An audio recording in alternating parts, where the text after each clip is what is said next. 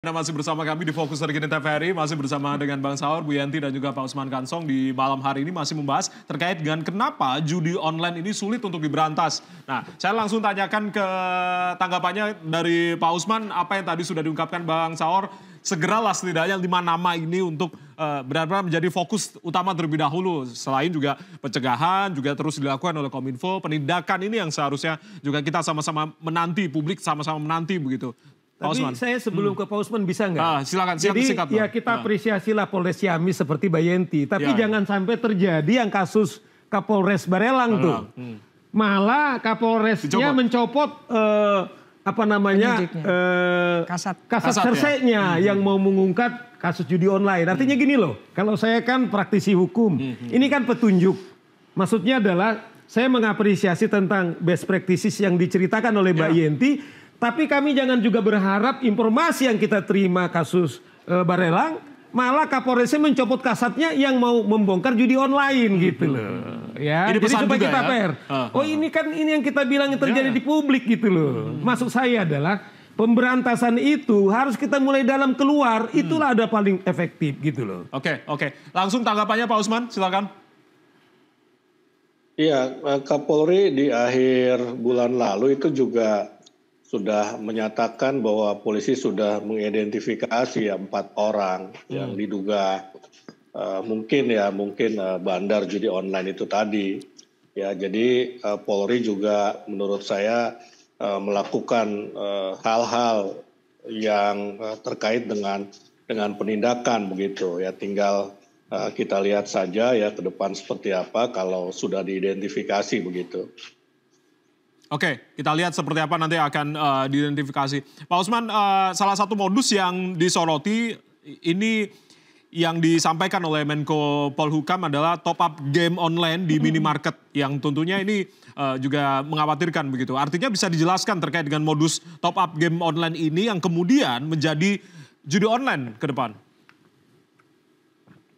Iya, yang pertama terkait dengan game ya sebetulnya kita Kominfo sudah mengeluarkan peraturan Menteri Kominfo nomor 2 tahun 2024 tentang klasifikasi game online. Dan dalam setiap klasifikasi berdasarkan usia itu yang namanya judi dilarang. Ya, yang namanya judi dilarang. Maka kalau ada judi yang berkamuflase di game itu sebetulnya bukan game tapi ya memang judi sebetulnya itu. Nah kemudian untuk mencegah top up kami juga sudah bicara dengan minimarket termasuk dengan Bank Indonesia bagaimana untuk mencegah ini atau minimal mengurangi top up untuk bermain judi online. Ya. Karena ini kan juga yang top up biasanya anak-anak nih yang tentunya menjadi sorotan. Tapi Pak Usman kalau game yang tadi kira-kira ini jangan-jangan judi online begitu itu sudah terdeteksi ada berapa kira-kira game online yang terafiliasi dengan permainan judi online ini Pak Usman? Ya, saya belum tahu angkanya ya, tetapi kami juga melakukan patroli siber terhadap game-game yang kita tengarai itu sebetulnya adalah judi. Ya, kalau dia mensyaratkan top up itu sudah hampir pasti bahwa dia itu judi sebetulnya begitu. Ini menjadi kekhawatiran orang tua ketika anaknya meminta uang untuk top up begitu untuk main games. Apa yang kemudian Anda akan sampaikan kepada pihak orang tua yang mungkin menonton tayangan ini? Upaya apa yang seharusnya dilakukan? Upaya kontrol apa begitu agar kemudian kita tahu untuk membedakan ini game online yang benar-benar game online tapi ternyata ada juga yang tadi jangan ini samar-samar juga untuk judi online ya karena melakukan top up begitu. Silakan Pak Usman. Iya, kami sudah mengedukasi orang tua atau masyarakat secara umum. Kita sudah meluncurkan chatbot dan satu aplikasi yang alamatnya s.id/bersama stop judi online. Nah di situ kita sampaikan beberapa tips ya bagaimana orang tua menghindari anaknya bermain judi online. Ya yang paling penting adalah membatasi anak-anak dalam menggunakan handphone. Ya kemudian yang kedua kalau sudah usianya bisa menggunakan handphone, maka harus diawasi konten-kontennya seperti apa begitu. Jangan sampai mereka masuk ke judi online. Dan yang ketiga, perhatikan kebiasaan anak-anak juga ya. Perhatikan kebiasaan anak-anak, karena kalau anak-anak yang sudah tercandu atau kecanduan judi online, biasanya dia terjadi perubahan secara sosial maupun psikologis begitu. Bahkan kita juga berikan tips di situ bagaimana juga agar orang tua memperhatikan dengan siapa anak-anaknya ini bermain begitu. Oke, ini sangat mengkhawatirkan Bu Yanti. Ada data yang menyebutkan 2,1 juta orang ternyata didominasi oleh pelajar dan juga ibu-ibu rumah tangga. Ini yang tentunya mengkhawatirkan kita semua. Tadi Pak Usman sudah katakan mengedukasi begitu, dan harus diperhatikan juga ketika anak-anak melakukan top up game begitu. Apa yang kemudian harus kita perhatikan dengan kondisi realita yang ada saat ini? Ya gini ya, kalau saya kan dari perspektif kejahatan ekonomi ya. Kita sejak awal sudah berbicara bahwa tahun 1939 itu sudah ada pemikiran-pemikiran bahwa ada kejahatan-kejahatan yang tidak lagi ordinary. Tidak lagi kejahatan yang karena orang itu miskin atau dari lower class. Tetapi ada kejahatan-kejahatan yang kita sebut pada akhirnya white collar crimes. Yang disebabkan oleh apa? Oleh kemajuan ilmu pengetahuan dan teknologi untuk kemaslahatan manusia. Top up itu kan sebetulnya untuk memudahkan pembayaran, untuk supaya kita tidak datang, supaya apapun yang diperlukan manusia dalam kemanusiaannya dan dalam segala dinamika itu mudah. Tetapi sejak awal kita sudah dari kriminologi ya, cost by the crime. Kenapa orang melakukan kejahatan? Antara lain juga ketika ada peningkatan ilmu pengetahuan dan teknologi itu pasti ada buy side product. Artinya apa? Nah, kita sebut sebagai buy side product yang namanya economic crimes, namanya economic cyber crimes, gitu ya. Artinya kejahatan ekonomi yang by cyber itu adalah memang dampak negatif atau kita sebut sebagai buy side product. Nah, ini yang harusnya diantisipasi. Misalnya minta maaf Pak Usman ya. Misalnya dengan adanya sekarang pembayaran itu mudah dan sebagainya, tentu Kominfo harus sudah punya mitigasi, ya kan? Cyber patroli dari Polres, Polda maupun cyber patroli yang lain mestinya sudah ada juga. Kita punya BSSN, punya yang lain sebagainya. Ini harusnya memang harus ada kajian-kajian yang juga memang melihat gejala-gejala yang terjadi misalnya di kotanya masing-masing lah, seperti yang dikatakan. Karena waktu itu saya dalam satu acara di televisi 5 hari yang lalu bersama Kapolres itu bagus sekali memang Kapolres itu melihat gejala di Ciamis yang banyak sekali terlibat judi online. And then kemudian Polresnya mencermati lagi, menseriusi lebih mendalam lagi tentang cyber patrolinya. Itu Polres. Jadi sekarang mestinya tidak tersentralisasi gitu. Artinya Polri, bukan Polri lah. Mulai dari awal Polres ya. Itu lebih menurut saya lebih efektif. Apa gunanya juga ada cyber patroli di Polres kalau tidak itu kalau sudah ke nasional kan sudah banyak sekali. Dan saya juga agak ragu ya kalau hanya 5 bandar apa ya sih gitu ya. Karena kalau menurut jangan-jangan ini juga angkanya lebih banyak lagi begitu Bu ya. Pendekatnya kan Satgas ini kan ada aparat penegak hukum.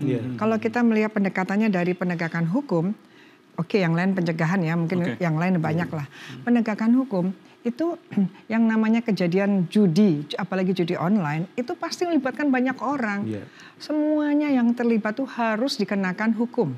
Karena dalam KUHP ada pasal 55, bagaimana peran sekecil apapun peranannya itu pasti ada pertanggungjawaban hukumnya. Ini harus disampaikan.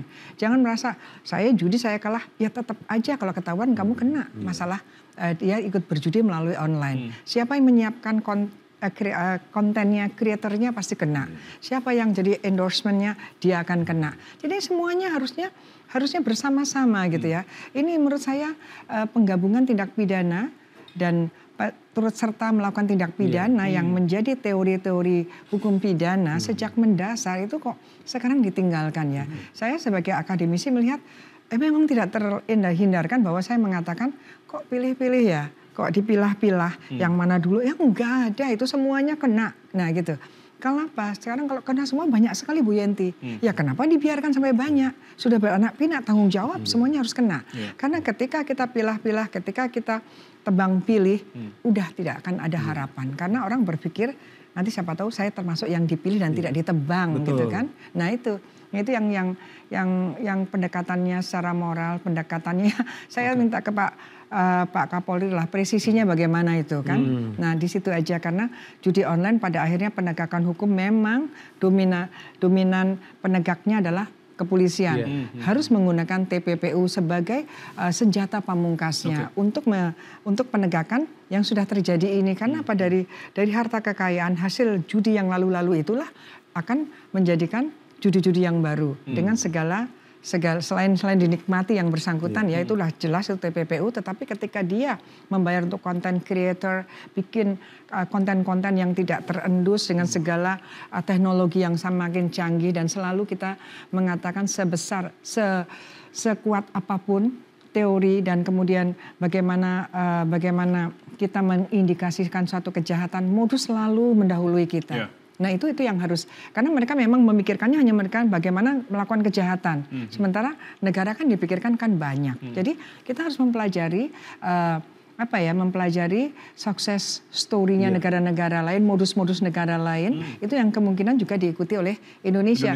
Dan ini terjadi. Sebetulnya 5-6 tahun yang lalu Indonesia itu pernah juga mengungkap penipuan online dan ada judinya juga yang dilakukan di Cina.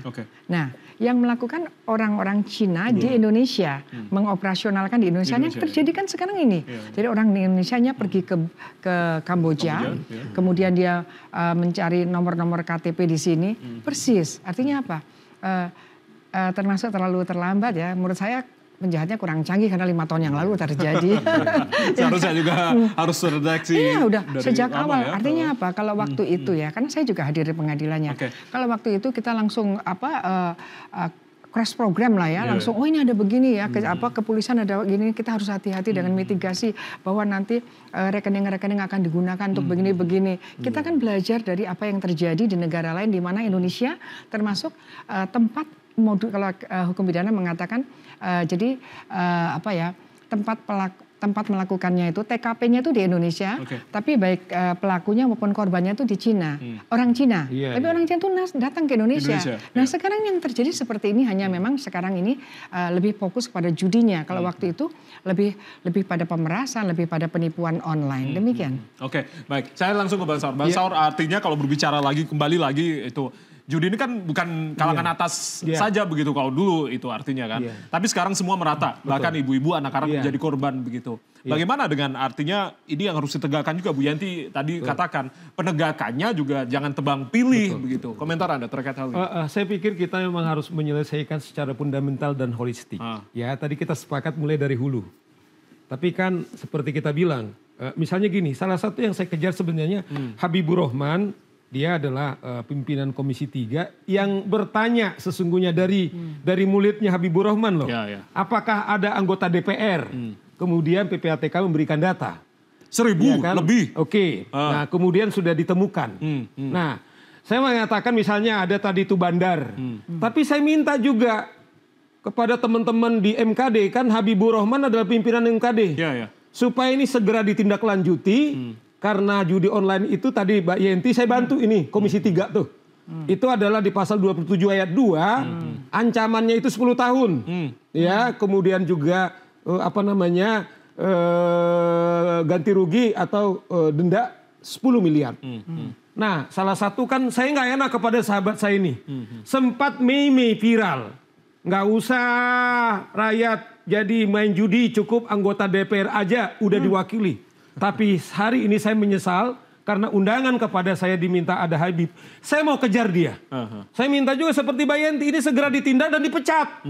Supaya ada harapan. Wakil kami yang kami danai cukup. Sangat mentereng.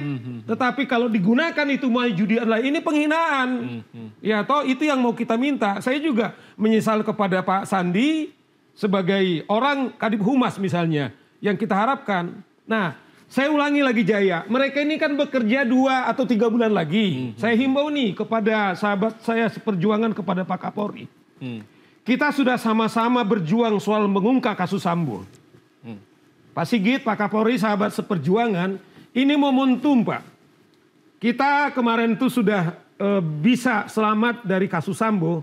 Ini momentum lagi. Bapak jangan mundur lagi. Ini harus betul-betul siapapun ya yang tadi ada persamaan cuman satu bedanya. Oke. Pak Menko dibilang 5, Pak Kapolri bilang 4, kemungkinan sama. Nah oleh karena ini kemudian ini harus segera diseriusi. Tapi kalau ada aparatnya Pak Sigit, sikat segera. Seperti janjinya dia. Kalau ada yang main-main, palanya potong. Ya, kepalanya busuk gitu loh. Kita berharap pekerjaan keras, usaha kerasnya itu kemudian tidak akan sia-sia karena dia akan mengakhiri hanya 2 atau 3 bulan yang akan datang. Sehingga harapan kita, saya akan kembali bukan dramatisasi. Karena topik kita kenapa judi online sulit diberantas, saya maknai sudah dalam keadaan darurat. Penyelesaian juga seperti Mbak Yenti bilang harus extraordinary. Jadi perlakuan kepada mereka juga, teman-teman DPR. Anda jangan lagi, kami tuntut Anda sekarang. Supaya nanti orang yang terlibat di DPR itu segera umumkan siapa dia, jangan berhenti di etik, tindak segera pecat, sehingga harapan kita seperti Mbak Yenti itu ada harapan. Sehingga orang tidak berharap atau rakyat berharap kepada judi online, tetapi berharap kepada negara sebagai alat untuk mensejahterakan kita. Sesuai dengan hukum yang berlaku kita akan tegapkan. Artinya tidak hanya tegas kita bersuara, tidak hanya kencang kita bersuara, tapi juga penindakannya juga harus tegas begitu ya. Baik, kita masih ada satu segmen lagi membahas terkait dengan kenapa judi online ini sulit diberantas. Usai jeda kami akan kembali.